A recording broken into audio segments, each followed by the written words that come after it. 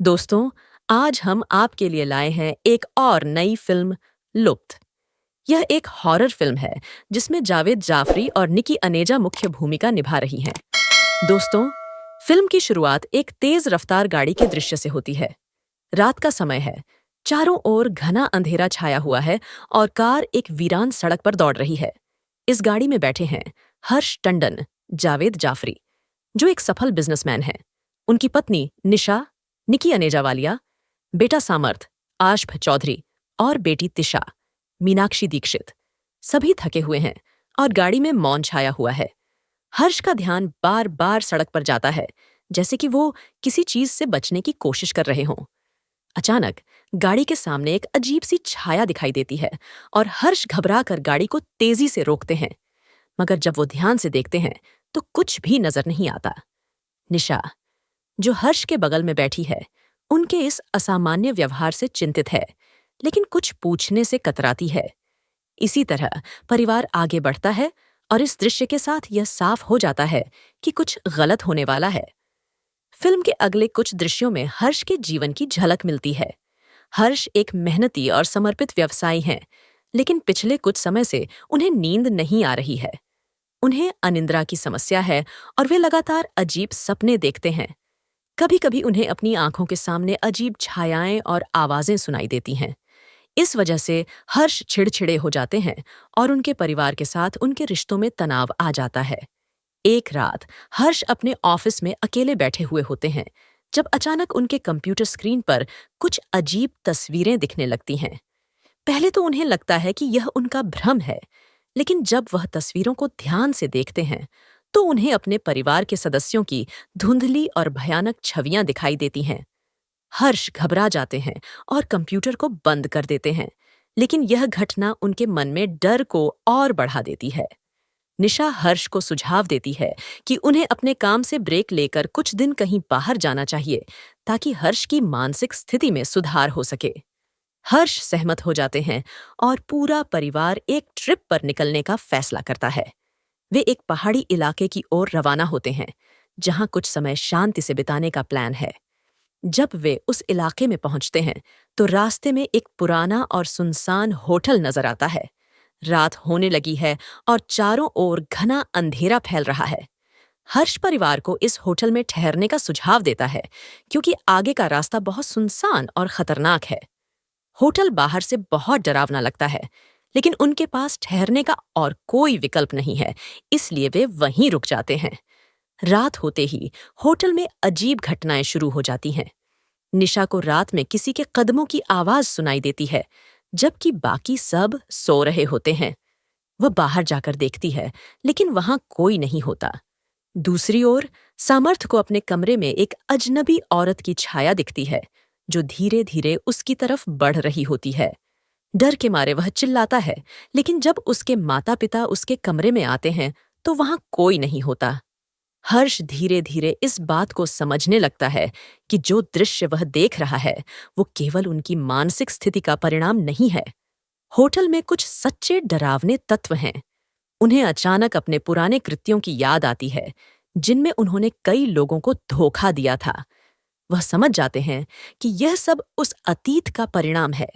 जैसे जैसे घटनाएं भयावह होती जाती हैं, हर्ष का अतीत धीरे धीरे उजागर होता है।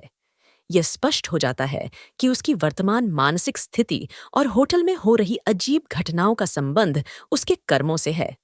हर्ष एक समय पर अपने बिजनेस में अपने फायदे के लिए कई गैर कानूनी और अनैतिक कदम उठा चुका था। उसने कई लोगों को धोखा दिया और कुछ के जीवन को बर्बाद भी किया।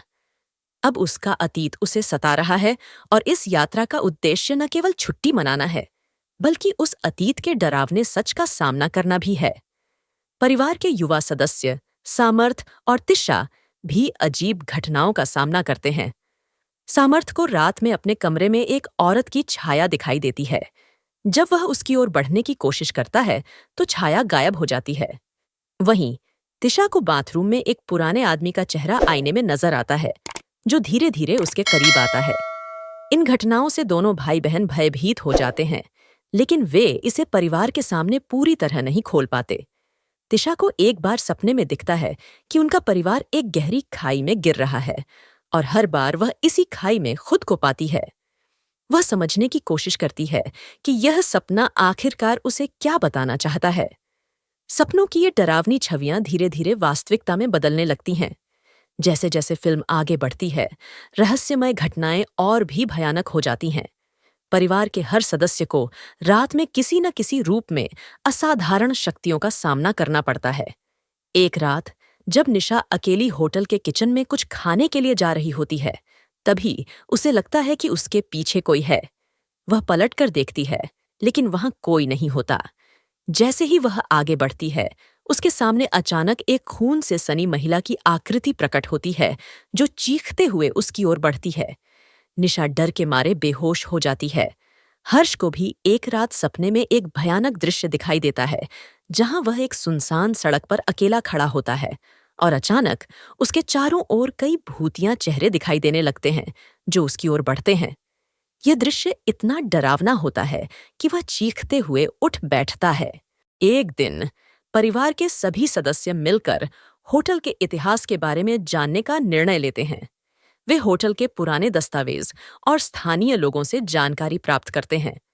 तब उन्हें पता चलता है कि यह होटल पहले एक शमशान भूमि पर बनाया गया था और यहाँ पर कई आत्माओं का निवास था। होटल का मालिक, जो अब मर चुका है, खुद एक आत्मा बन चुका है और जो लोग यहाँ ठहरने आते हैं, उन्हें वह और उसकी आत्माएं परेशान करती हैं। हर्ष और उसका परिवार धीरे धीरे समझने लगता है कि यह होटल सिर्फ एक इमारत नहीं है, बल्कि एक शापित स्थान है जहां उन आत्माओं का वास है जो यहां मरे थे। हर्ष को यह भी एहसास होता है कि उसकी अनैतिक हरकतें और धोखेबाजियां अब उसे और उसके परिवार को इस स्थान पर सजा दे रही हैं। होटल की सच्चाई जानने के बाद हर्ष और उसके परिवार को यह समझ में आ जाता है कि उन्हें इस होटल से जितनी जल्दी हो सके भागना होगा। लेकिन जब वे ऐसा करने की कोशिश करते हैं, तो रहस्यमय ताकतें उन्हें रोकने के लिए तैयार रहती हैं। हर्ष को बार बार अपने पुराने कर्मों की छवियां दिखाई देती हैं। उसे उन लोगों की आत्माएं दिखाई देती हैं जिन्हें उसने धोखा दिया था। ये आत्माएं अब उससे बदला लेना चाहती हैं। वे उसे मानसिक और शारीरिक रूप से प्रताड़ित करने लगती हैं। हर्ष को हर कोने में उनकी आवाजें सुनाई देती हैं। उनकी चीखें, उनके दर्द की आवाजें उसे लगातार सता रही होती हैं। सभी घटनाओं से घबराए हुए हर्ष और उसका परिवार मिलकर आत्माओं का सामना करने का निर्णय लेते हैं। वे समझ जाते हैं कि केवल परिवार की एकता ही उन्हें इन डरावनी शक्तियों से बचा सकती है। निशा और बच्चे हर्ष को उसकी गलतियों के लिए माफ कर देते हैं और वे मिलकर आत्माओं से लड़ने का साहस जुटाते हैं। वे आत्माओं को शांत करने के लिए एक विशेष पूजा करते हैं, जिसमें वे अपनी गलतियों का प्रायश्चित करते हैं और आत्माओं से माफी मांगते हैं। धीरे धीरे आत्माएं शांत होने लगती हैं और अंत में वे परिवार को छोड़ देती हैं। आत्माओं से छुटकारा पाने के बाद हर्ष और उसका परिवार होटल से निकलने की कोशिश करता है। उन्हें लगता है कि अब सब कुछ ठीक हो गया है और वे इस भयावह अनुभव से बाहर आ गए हैं। लेकिन जैसे ही वे गाड़ी में बैठकर होटल से निकलने लगते हैं, हर्ष को फिर से वही भयानक छाया दिखाई देती है जिसे उसने शुरुआत में देखा था। गाड़ी रुक जाती है और फिल्म अचानक समाप्त होती है, जिससे यह सवाल उठता है कि क्या वास्तव में परिवार इस डरावने चक्र से बाहर निकला है या यह केवल एक नया शुरुआत है। लुप्त एक मनोवैज्ञानिक और अलौकिक तत्वों से भरपूर हॉरर फिल्म है जो दर्शकों को अंत तक बांधे रखती है। यह फिल्म न केवल डराती है, बल्कि यह भी संदेश देती है कि हमारे कर्मों का फल हमें किसी न किसी रूप में मिलता ही है। दोस्तों, तब तक के लिए बाएं बाएं। मिलते हैं अगली वीडियो में।